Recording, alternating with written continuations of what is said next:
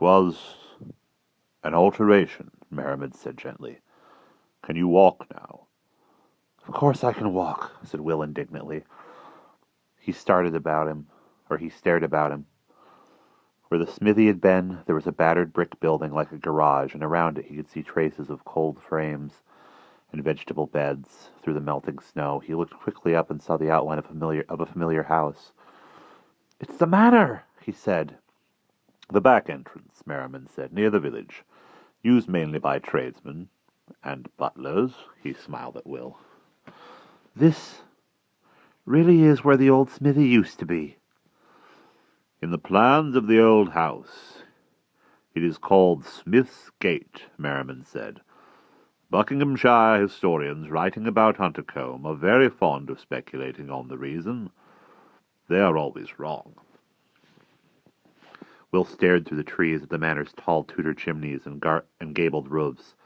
Is Miss Greythorne there? Yes, she is now. But didn't you see her in the crowd? The crowd! Will became aware that his mouth was foolishly gaping and shut it. Conflicting images chased one another through his head. You mean she is one of the old ones? Merriman raised an eyebrow. Come now, Will. Your senses told you that long ago. Well, yes, they did, but I never knew quite which Miss Greythorne it was who belonged to us. The one from today or the Christmas party? Well, yes, I suppose I knew that too. He looked up tentatively at Merriman. They're the same, aren't they? That's better, Merriman said. And Miss Greythorne gave me, while you and Wayland Smith were intent on your work, 2 gifts for Twelfth Night, one for your brother Paul, and one for you. He showed Will 2 shapeless small packages wrapped in what looked like silk, then drew them again under his cloak. Paul's is a normal present, I think, more or less. Yours is something to be used only in the future, at some point when your judgment tells you you may need it. 12th night, Will said. Is that tonight? He looked up at the gray early morning sky. Merriman, how have you stopped my family wondering where I've been? Is my mother truly all right? Of course she is, Merriman said. And you have spent the night at the Manor asleep. Come now. These are small things. I know all the questions. You will have all the answers when you are once at home. And in any case, really, you know them already. He turned his head down toward Will, and the deep, dark eyes stared, compelling as a basilisk. Come, old one, he said softly, remember yourself. You are no longer a small boy. No, said Will, I know, Merriman said. But sometimes you feel very much more agreeable life would be. You feel how very much more agreeable life would be if you were. Sometimes, said Will, and he grinned, but not always. They turned and strode over the little edge stream of the road to walk together toward the Stanton's house along Huntercombe Lane. The day grew brighter, and the light began to infuse the edge of the sky before them, where the sun would soon come up. A thin mist hung over the snow on both sides of the road, wreathing round the bare trees and the little streams. It was a morning full of promise, with a hazy, cloudless sky tinged faintly with blue, the kind of sky that Huntercombe had not seen for many days. They walked as old friends walk, without often speaking, sharing the kind of silence that is not so much silence as a kind of communication. Their footsteps rang out on the bare, wet road, making the only sound anywhere in the village except the song of a blackbird, and somewhere further off the sound of someone shoveling. Trees loomed black and leafless over the road on one side, and Will saw that they were at the corner that passed Rook's Wood. He stared upward. Not a sound came from the trees, or the untidy great nests high up there in the misted branches. The rooks are very quiet, he said. Merriman said, They are not there. Not there? Why not? Where are they? Merriman smiled, a small grim smile. When the yellhounds are hunting across the sky, no animal nor bird may stay within sight of them and not be driven wild by terror.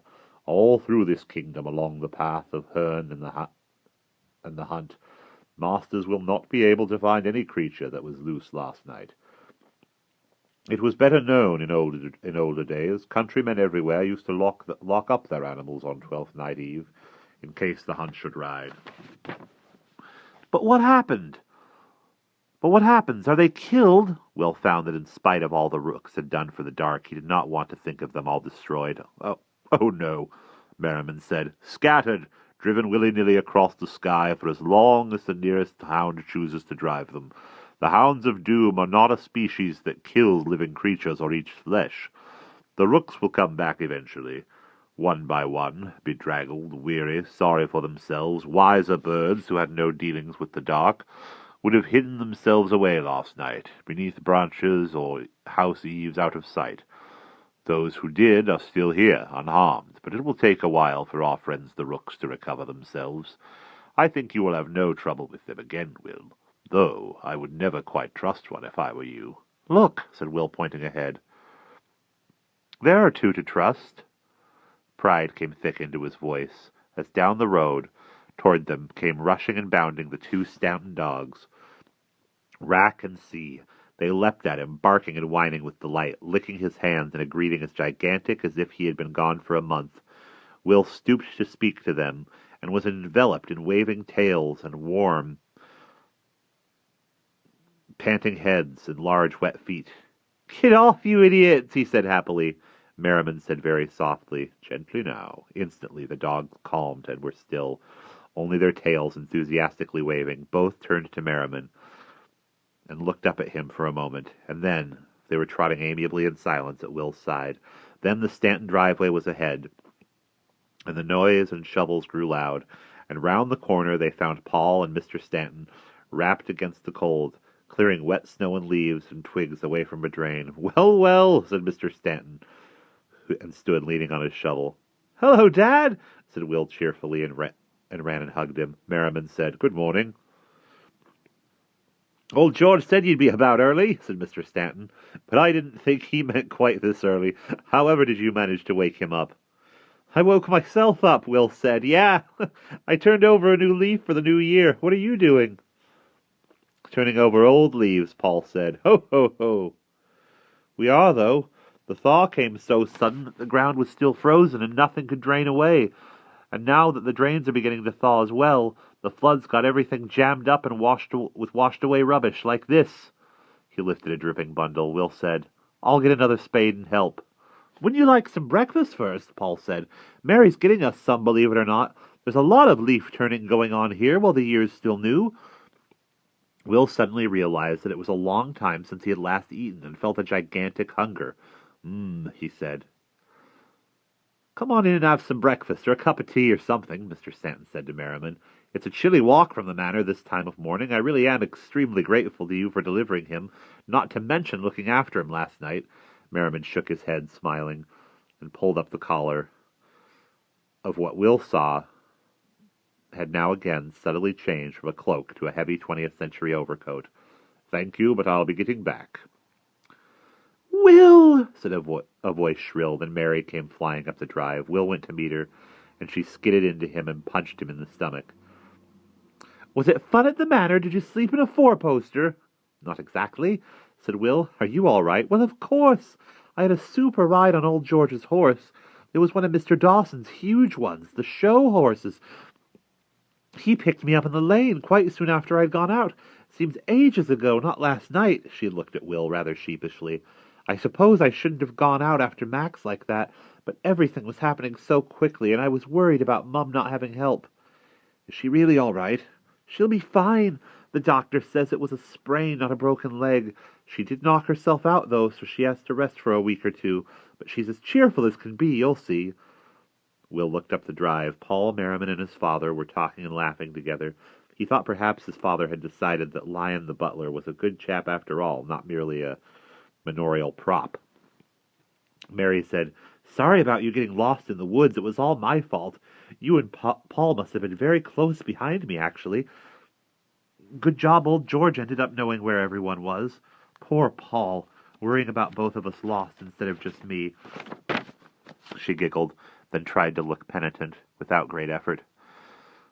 Will! Paul swung away from the group, excited, running toward them. Just look! Miss Graythorne calls it a permanent loss, or a permanent loan. Bless her, look! His face was flushed with pleasure. He held out the bundle Merriman had been carrying, now open, and Will saw lying in it the old flute from the Manor. Feeling his face break into a long, slow smile, he looked up at Merriman. The dark eyes looked down at him gravely, and Merriman held out the second package. This, the lady of the manor sent for you. Will opened it. Inside lay a small hunting horn, gleaming thin with age. His gaze flickered more briefly to Merriman, and then down again. Mary hopped about, giggling. Go on, Will. Blow it. You can make a noise all the way to Windsor. Go on. Later, Will said. I have to learn how. Will you thank her for me very much? He said to Merriman. Merriman inclined his head. Now I must go, he said. Roger Stanton said, I can't tell you how grateful we've been for all your help with everything through this mad weather. And the children, you really have been most tremendously. He lost his words, but thrust out his arm and pumped Merriman's hand up and down with such warmth that Will thought he would never stop. The craggy, fierce carved face softened. Merriman looked pleased and a little surprised. He smiled and nodded, but said nothing. Paul shook hands with him and Mary. Then Will's hand was in the strong grasp, and there was a quick pressure and a brief intent look from the deep dark eyes. Merriman said, Au revoir, Will. He raised his hand to them all and strode off down the lane. Will drifted after him. Mary said, skipping at his side, Did you hear the wild geese last night? Geese? Will said gruffly. He was not really listening. Geese and all that storm. What storm? Said Mary, and went on before he could blink.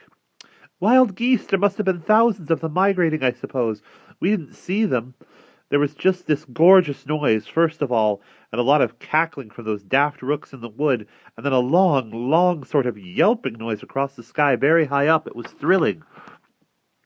Yes, said Will. Yes, it must have been. I don't think you're more than half awake, Mary said in disgust, and she went hopping ahead to the end of the driveway. Then she stopped suddenly and stood very still. My goodness, Will, look! She was peering at something behind a tree, hidden by remnants of a snowbank. Will came to look and saw, lying among the wet undergrowth, the great carnival head with the eyes of an owl, the face of a man, the antlers of a deer. He stared and stared without a word in his throat. The head was crisp and bright and dry, as it had always been, and always would be. It looked like the outline of Herne, the hunter, that he had seen against the sky, and yet not like. Still he stared and said nothing. Well, I never, Mary said brightly. Aren't you lucky it got stuck there? Mum will be pleased. She was awake by then. It was when the floods came up all of a sudden. You weren't there, of course.